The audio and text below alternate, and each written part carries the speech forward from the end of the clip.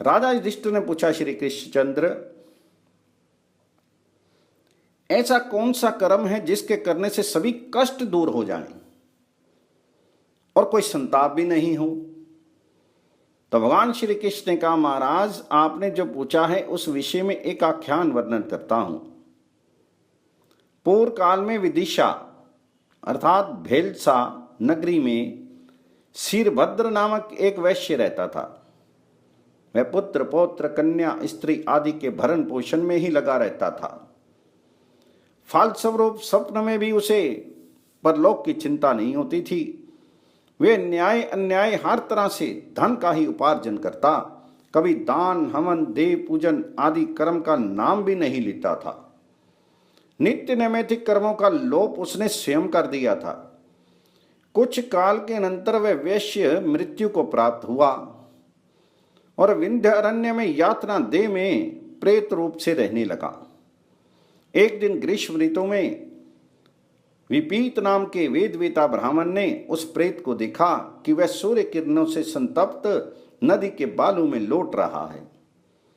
उसके सब अंगों में छाले पड़ गए हैं, प्यास से कंठ सूख रहा है और जीहा लटक गई है।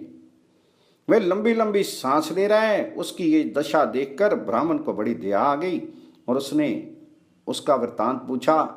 तो प्रेत कहने लगा, ब्राह्मण, मैं पूर्व जन्म में परलोक के लिए किसी प्रकार के कर्म न करने के कारण ही दग्ध हो रहा हूं। मैं निरंतर धन घर खेत पुत्र स्त्री आदि की चिंता में ही आसक्त रहता था और मैंने अपने वास्तविक हित का चिंतन कभी नहीं किया। इसी से ये कष्ट भोग रहा हूं। ये काम कर लिया और ये काम करना है, इसी उधेड़ बुन में संपूर्ण जीवन व्यतीत करने का ही ये फल है। लोभवश मैं शीत उष्ण सभी प्रकार के कष्टों को झेल रहा हूं।